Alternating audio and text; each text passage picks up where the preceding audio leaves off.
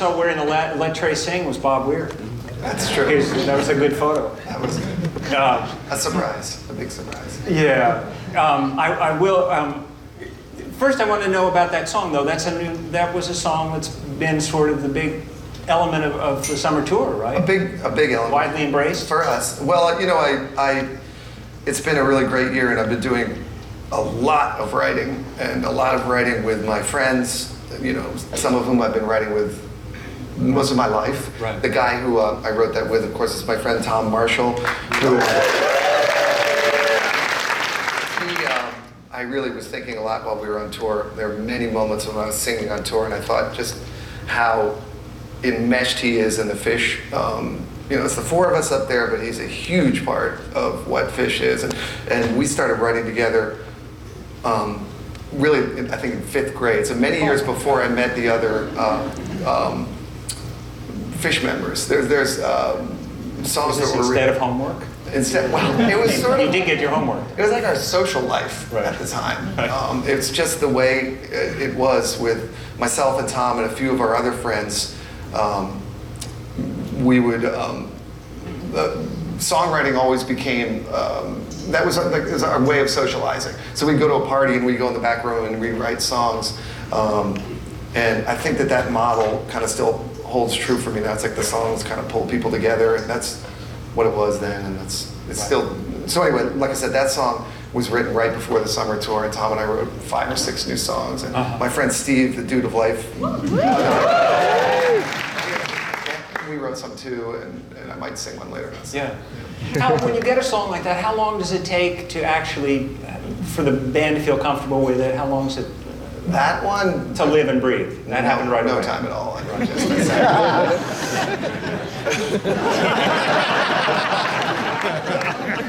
We can charge money for that one.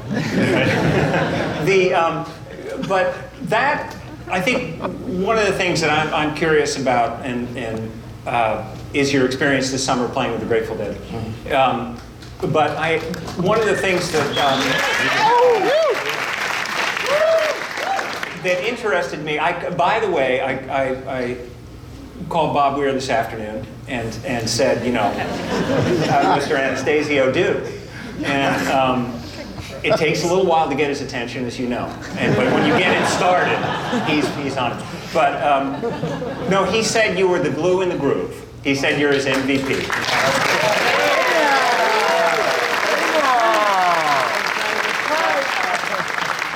But I was sort of, I had thought from what I know of Fish, one of the things that struck me was the extraordinary application that you guys embraced from the very beginning in rehearsing and working hours a day and the attempts to find ways to break out of patterns of improvisation. And it made me think that it really fitted you for this job of learning. I think you told me you learned 100 songs, right? Yep. Just sitting in a room. I mean, and going through them. Well, I started just at home with the guitar, and first of all, it was a thrill to be asked. Obviously, I've been a fan my whole life, and I've gotten to play with the various band members, but not together. And so I got a letter from Phil, which was a very nice letter. And the only problem was that I couldn't get them to tell me what songs we were going to do. Which I love about them. But I had to learn these things, and so I just started. I got Bob on the phone, and we managed to come up with a list of about 60 or 70 songs. And so I started learning those. And I actually, right down the street from here, over at Carroll Music, I got a little room, and I invited some of my friends to come play with me. So, like Joe Russo came in for 5 days with it, and a bunch of his buddies. And my friend Jeff Tansky, who was a piano player that I met, and it became very fun because we would be doing these jam sessions. I had a little teeny room, and you know, we'd go through, learn one of the songs and play it. And sometimes there'd be musicians in other studios. Like Tony Bennett was rehearsing, and he wasn't there, but some of his horn players. Lady Gaga was. Lady Gaga was not. But actually, Samuel Glover was in there when he was. Anyway, off point. They would kind of come in, and people would, like the horn player from Tony Bennett's play. I said, "Oh, I was a big fan when I was in high school." So it turned into it. But yeah, no, I learned 100 songs. It's one of those New York fantasies that there are things like that. Somewhere in a room in New York, it's at one moment, you know, Trey Anastasio is learning Grateful Dead songs, jamming with her, you know, meanwhile, and whatever else is going on. I'll tell you one other fun story that I just remembered. Speaking of musicians who came into that little room, Bobby and Bill came also, and that was cool for my friend Jeff, and you know, got a chance to play with those guys, and they were just super cool about the whole thing. Came down, and we're in a little room Right. to the songs. But a lot of the songs we learned, we didn't play. Right. So. Was it helpful to your songwriting at all to have to pay such strict attention to someone else's material, or? Definitely. Yeah. And I think that'll. Because this started back in the spring, right? Learning the songs. Yeah, that's right after the New Year's shows. Which is around the time that you wrote Blaze On, no? Or Yes. Yeah. Tom and I were in a. What we do when we write is we'll lock ourselves. We'll go find a little beach house or something. We went to the Outer Banks this time, and we've always done this. We lock ourselves in there for 3 days. Tom comes sometimes with some sketched ideas on a piece of paper. The concept of, you know, a lyricist and a musician is actually mythology. That's not really the way the songs are written. Right. We write. We lock ourselves in a room and we start riffing and we go and we sit. Are you like taping this so that you hear? Yeah, we have little. It doesn't take much gear, but Right. And I we'll just start. mean you're making a record so that you can go back. Yeah. And say, As a matter of fact, we usually try to make a fake record. What we do is we give it a name. Yeah. And we'll say, oh, we're going to write 9 songs, you know, and it's so much fun. It's just the best. I can't believe I still get to do this with him. can't either. I mean, it's just. I sure wish I could. It's great. I mean, but anyway, what you're saying about learning all those Dead songs, I mean, there's such great songs, and the lyrics are so good. Right. And some of them particularly. And it's one thing, I've always been a fan of them. It's one thing to listen to them. It's a whole other thing to sing them, inhabit them. And there are a couple of them that I didn't really realize that until I was singing them to the audience at the shows. Right. And you were in that strange position where you actually sort of had to take over at times. I mean, you had to, and even Bob said that today. You know, Yeah. there were just moments where, you know, it was up to you to lead, and to. I think you're right about that. And there was I'll tell you a story about being the lead guitar player, as it were. Well, it was like, you know, Bill Walton is a famously a big fan.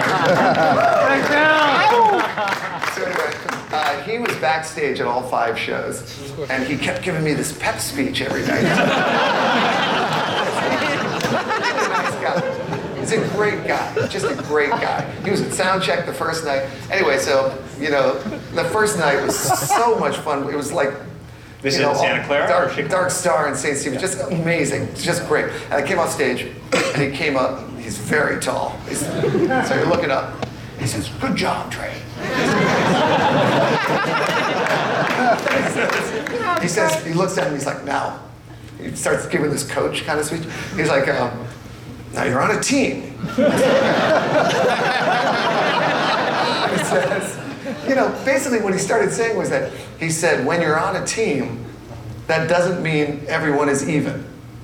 So he was kind of saying, you know, like, if Jordan dunks the ball, Scottie Pippen goes to the Hall of Fame, right? Okay. If Jordan hands the ball to Scottie Pippen half the time and says, now you dunk it, he doesn't want to dunk it. So what he was trying to say was, you're standing in a spot where the guy who was clearly the leader of this band, and you know, the heart and soul, and I mean, everybody knows that. I mean, it's what it was, right. and you know, we all loved him, and I loved him, but same with the guys in the band. Yeah. You know, he did that. Yeah. He went. So you know, Bill would say to me, he'd say, go. Right.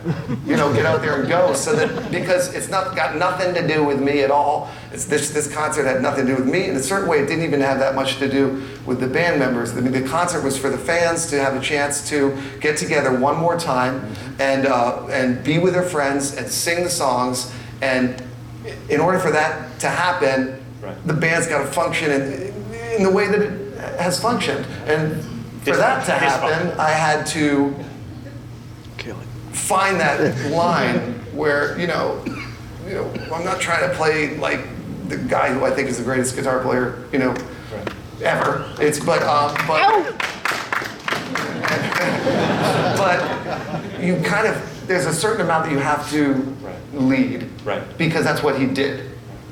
Can I just, not to blab on too long, but I'll tell you the end of that story. That dynamic went on over the 5 nights, and I heard it from a lot of people, not just, you know, even Bill Kreutzmann and stuff. They were like, "We like it when you go." They kept saying that. So the last night, we were going to do Althea, and they said, "Oh, you're going to sing it?" I was like, "Okay, I'm going to sing it." And I said, "Who's going to count it off?" Like in Fish, I always count the songs off. I'm comfortable playing that role, but it's not my band. Phil counts off for Phil and Friends. Bobby counts off for his band. You know? So they were kind of going back and forth. Bobby wanted it slow, Phil wanted it fast. Bobby wanted it slow, Phil wanted it fast, right? And it was cool, they were just talking, and I'm kind of standing over there, and I was kind of saying, well, you know, I have to sing this. If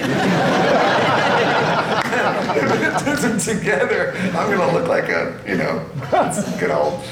So you just don't let me be the problem kind of. So anyway, and then I came on stage finally for the second set, and they were kind of looking at each other like, who's going to count it? And I just remembered what everybody had been saying to me. So and I just laid into it. I was like, ah! I looked at, you know, 1, 2, 3, go! The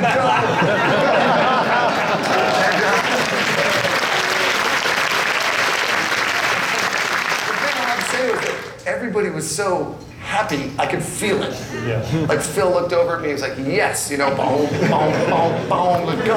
And the rhythm guitar sounded so good, and I think that was the point that Bill Walton had been trying to make. That in that band, that's how it worked for 32 years. Yeah. And do you want to leave that behind and play another song?